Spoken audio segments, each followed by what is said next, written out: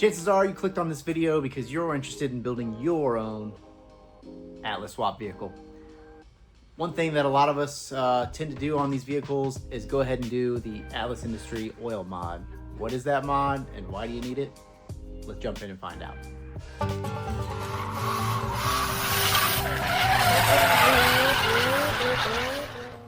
So the kit comes already pre-set up with your lines. You've got a 180 fitting here, nice heat shield, and then a 90 on this side. Eric sends both fittings you need for the oil galley and the oil feed. And I'll show you where these go. Nice fittings. This one actually even has his logo on it, if it'll focus. And then a couple hangers. And then also, since we're turboing this, we've got an additional fitting here where we can run our oil feed. The whole reason for this particular mod is on the Atlas, GM's first VVT on the exhaust cam, they prioritize oil up to the solenoid. And it's really not necessary, and because of that, the rearmost cylinders, they don't really get prioritization to the oiling. So luckily, there are galleys and plugs that we can undo and put this and feed fresh, clean oil right out of the oil filter to those back cylinders. So I'll go ahead and show you, tell you what we need as far as tool-wise. Pretty easy install. We'll get this thing on.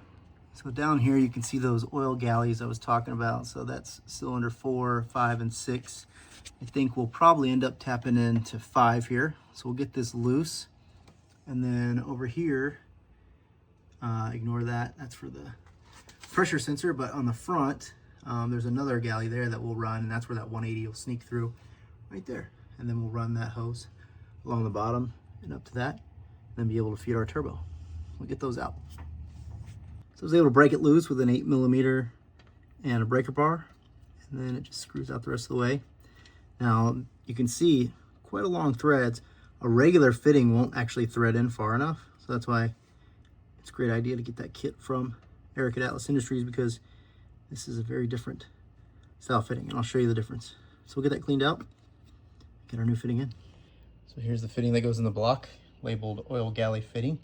Install in 5 or 6, no sealant. We've got a crush washer on here, or an aluminum washer, and that will replace this guy. There you go. And in comparison to the front plug, you'll notice the threads are significantly longer to make sure it fits in there. You actually have a decent space, it's hard to see, but there aren't any threads, so that's why you need that longer style fitting. So we're going to put that in now. No sealant or anything needed. Screw that in. Go grab a socket. Tighten that down. So on the front of the oil filter housing, this is the feed. So again, it's going to be fresh oil coming out of here, and we're going to tap into this guy. Not really tap into it. We're going to remove this cap, bung, whatever you want to call it, and then we'll go ahead and put our new fitting in. Then we can connect our AN line. Normally you wouldn't have this intercooler pipe in the way, but yeah, we're turboing this thing. So let's remove that. Same procedure. Should be a 8mm. Get that out. All right, and there's our standard fitting. Got our washer on there, just like before. Just screw that in, and then I'll go find the socket.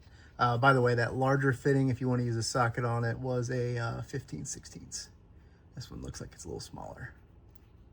I actually have the hose already resting up there, so that 180 will connect to that. So I'll tighten this up, get that connected, and then we'll go back up top and show you the rest. I actually went ahead and put the number 5 back in, and we're going to use 6, just because with the turbo and the downpipe, that's going to give us more room to move it further back. It's kind of in line with the water pipe, so we already know it's out of the way. I've got the oil turbo hole in this pointed out that way, so we can run the feed line up through the back and up and around to the turbo. So all that's left to do is go ahead and connect this 90 right on there and put our hangers up, and we're good to go. So we'll connect that, and then I'll show you guys probably a top-down view, and it's just that easy. Here's a good look at it from the top side, and now you can see where we're going to run our turbo feed line from. So it's a nice little feature. If you're not running a turbo, obviously you don't need that fitting. You just run it up there, but kind of snakes along bottom here. We got that nice heat sleeve on it. Went ahead and used one of the holes here for the mount. That way it's, you know, not flopping about. And then, of course, down there you got your 180. So there it is. Easy install. Yeah, it doesn't really get much more easy than that. The tools you will need: 8mm Allen to remove both plugs, a pair of adjustables, or if you have Allen wrenches, mine unfortunately are in my trailer, so we'll just use an adjustable.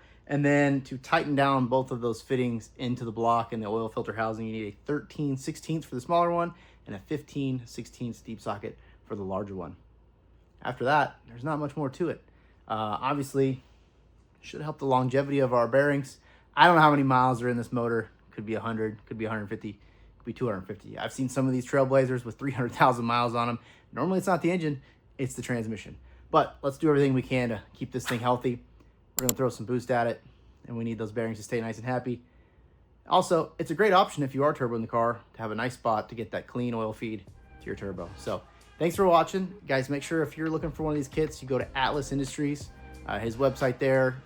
Go ahead and order one. I think they're about 130 bucks. You can option them out different ways depending on if you've got the 4, 5, 6 cylinder, if you want the turbo or not. And that should do it. So if you guys enjoyed this video, give it a like, and also be sure to follow along because we're gonna have the whole build, turbo and all, on the channel. Thanks again.